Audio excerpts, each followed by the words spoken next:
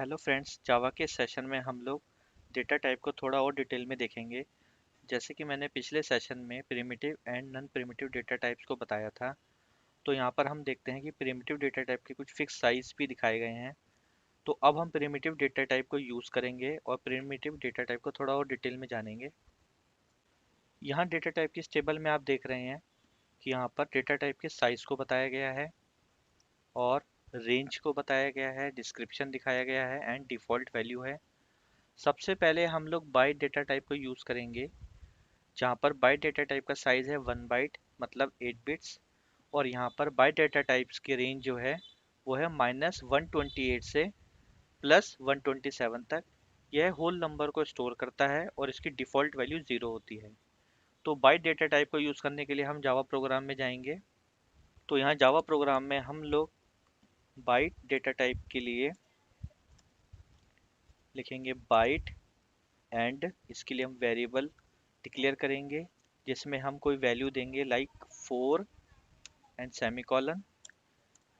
इस वेरिएबल को हम प्रिंट कराने के लिए एक मेथड डिक्लेयर करेंगे, पब्लिक वॉइड प्रिंट वैल्यू। ये जो मैंने मेथड क्रिएट किया है, इस मेथड के कॉन्सेप्ट को हम आगे समझेंगे। अब मैं यहाँ पर वेरिएबल को प्रिंट करने के लिए कमांड लाइन लिखूंगा। इसके लिए मैं एक मैसेज प्रिंट कराऊंगा, वैल्यू इज, और यहाँ पर मैं ये वेरिएबल टाइप कर दूंगा। इस मेथड को कॉल करने के लिए मुझे क्लास का एक ऑब्जेक्ट क्रिएट करना होगा। इसके लिए मैं लिखूंगा क्लास टेस्ट, टी ऑब्जेक्ट का नाम is equal to new, again class का नेम टेस्ट, एंड इस ऑब्जेक्ट के थ्रू मैं इस मेथड को कॉल करूंगा टी डॉट प्रिंट वैल्यू। तो ऑब्जेक्ट के थ्रू मैंने मेथड को कॉल कर लिया और इस मेथड को कॉल करने पर जो इस मेथड के अंदर ये मैंने मैसेज प्रिंट कराया है ये प्रिंट हो जाएगा। तो मैंने यहाँ पर वेरिएबल बी में 4 को स्टोर किया है, जो कि डेटा टाइप बाइट का है। अब मैं यहाँ पर इसको रन करता हूँ, तो यहाँ पर मेरा शो हो जाएगा वैल्यू इज़ 4, जो कि मैंने यहाँ वेरिएबल में स्टोर करवाया है। तो यहाँ पर मैं कोई भी वैल्यू दे सकता हूँ लाइक 45। तो ये यहाँ पर वैल्यू 45 प्रिंट हो जाएगी। तो हमने देखा था बाइट की जो रेंज होती है -128 से +127 तक होती है।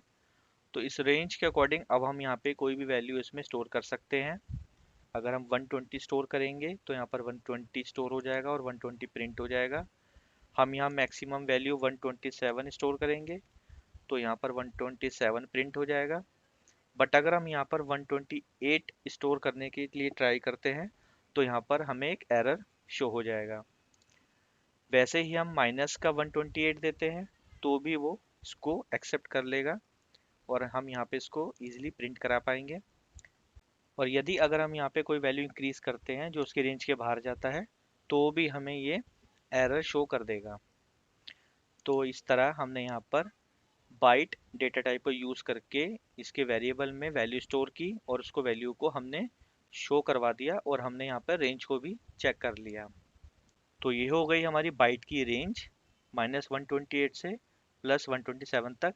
अब हम देखते हैं बाइट की डिफ़ॉल्ट वैल्यू 0 ये कैसे शो होती है। डिफ़ॉल्ट वैल्यू के लिए हम क्या करेंगे, यहाँ से हमने जो वैल्यू इसमें स्टोर की थी उस वैल्यू को हम डिलीट कर देंगे और हम इसको यहाँ पर क्लोज कर देंगे। तो हमने यहाँ पर सिर्फ एक वेरिएबल बी डिक्लेयर किया है जो बाइट डेटा टाइप का है और यहाँ पर बी को हम प्रिंट करवा रहे हैं। तो हमने कोई भी वैल्यू स्टोर नहीं की, प्रोग्राम सेव किया। अब हम इसको रन करेंगे तो यहाँ पर बाइट बी की जो डिफ़ॉल्ट वैल्यू है वो यहाँ पर 0 आ गई। तो ऐसे हमने यहाँ देखा बाइट डेटा टाइप को कैसे यूज़ किया जाता है और उसकी डिफ़ॉल्ट वैल्यू 0 कैसे आती है।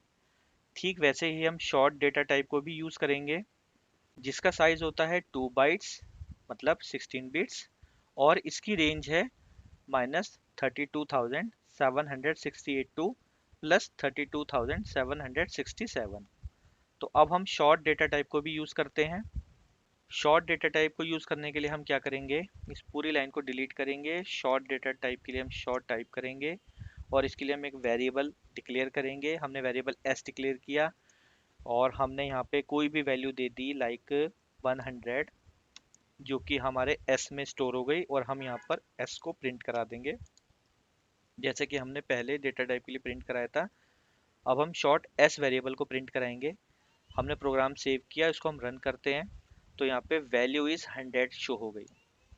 अब हम शॉर्ट की रेंज देखेंगे तो शॉर्ट की रेंज क्या थी, -32768 टू 32767।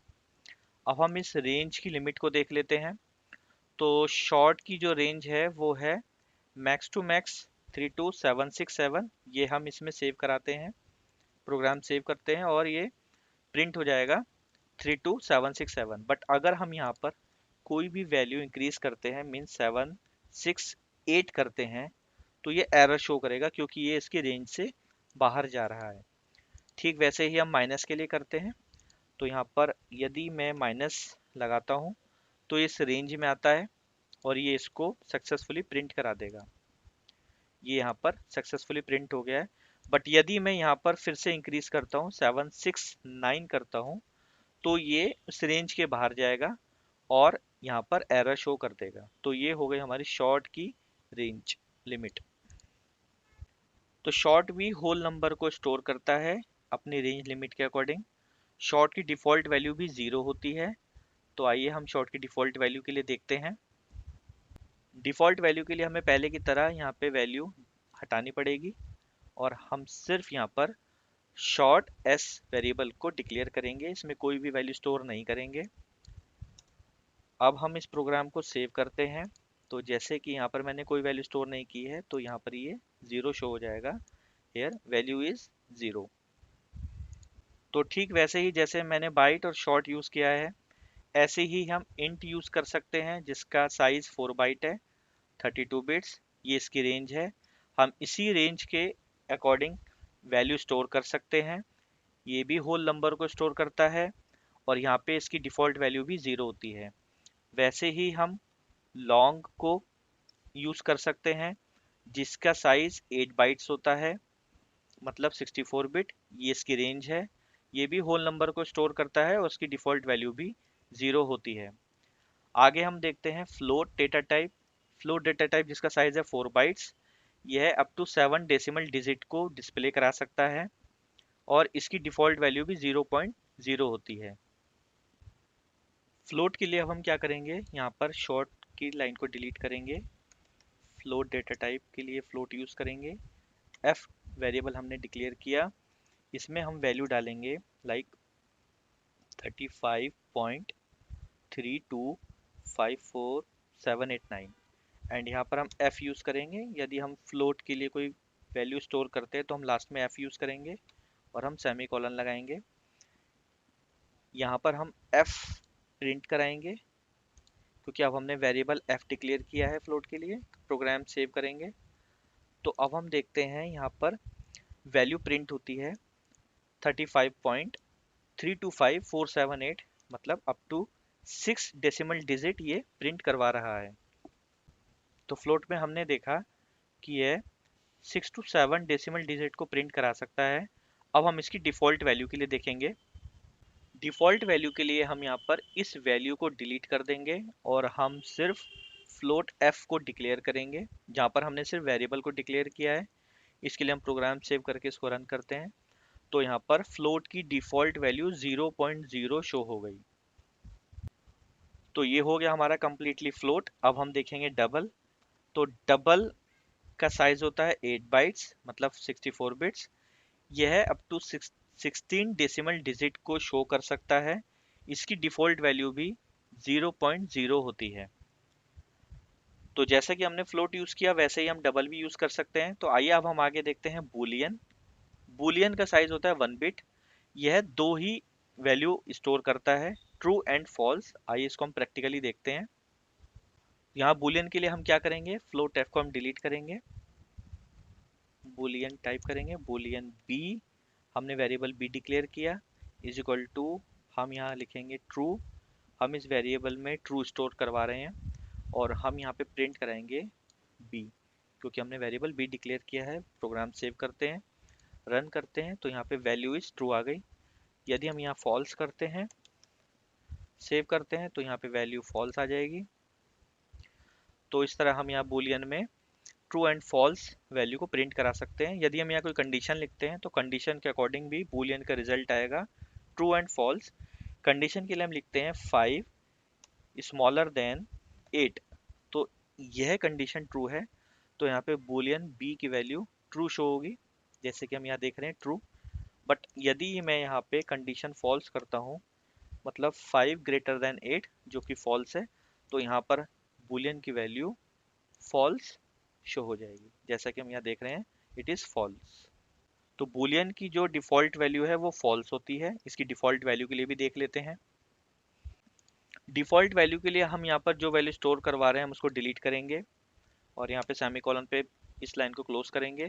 तो अब हमने यहाँ पे सिर्फ वेरिएबल को डिक्लेयर किया है और प्रोग्राम सेव करते हैं। कोई वैल्यू हमने यहाँ पे स्टोर नहीं की है। अब हम इस प्रोग्राम को रन करेंगे तो बूलियन की डिफ़ॉल्ट वैल्यू यहाँ पर फॉल्स शो हो जाएगी।